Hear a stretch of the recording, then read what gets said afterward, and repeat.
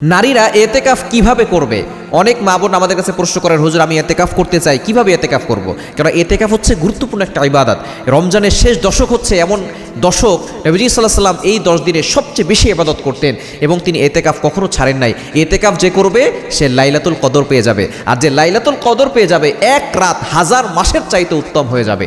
এজন্য নারীরা এতেকাফ অনেকেই করতে চান। কিভাবে করবেন?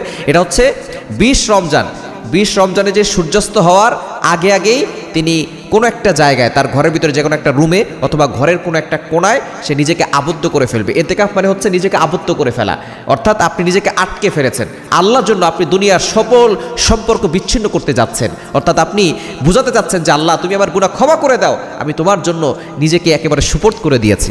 এই এতেকাফ নারীরা কীভাবে করবে? এক নম্বর হচ্ছে সে অবশ্যই তার স্বামীর কাছ থেকে পারমিশন নিবে, অনুমতি নিবে, এবং যদি স্বামী না থাকে তার অভিভাবকের কাছ থেকে অনুমতি নিবে, বাবার কাছ থেকে অনুমতি নিবে, নিয়ে সে ঘরের যে কোনো একটা জায়গায় সে, বিশেষ করে যদি একটা রুম আলাদা থাকে সেই রুমের ভিতরে সে নিজেকে আটকে ফেলবে, আবদ্ধ করে ফেলবে। সে আল্লাহর জন্য সেখানে বসে থাকবে, বেশি বেশি করে জিকির আজকার করবে, তাসবিহ পড়বে, কোরআন তেলাওয়াত করবে। এক নম্বরে হচ্ছে অনুমতি নিতে হবে। দ্বিতীয় নম্বর হচ্ছে সে নিয়ত করবে যে আমি আল্লাহকে সন্তুষ্ট করার জন্য এতেকাফের নিয়ত করলাম, এই নিয়ত করে ফেলবে। এবং এতেকাফের জন্য অবশ্যই শর্ত হচ্ছে রোজা রাখতে হবে। রোজা না থাকলে কিন্তু এতেকাফ যে শেষের যে সুন্নত এতেকাফ এটা কিন্তু হবে না। এই জন্য মা বোনরা যারা এতেকাফ করতে চান অবশ্যই আপনাকে রোজা রাখতে হবে। যদি আপনি অসুস্থ হয়ে পড়েন, আল্লাহ প্রতি অসুস্থতার সময় আসে তাহলে কিন্তু আপনার এতেকাফ ভেঙে যাবে, এতেকাফ হবে না।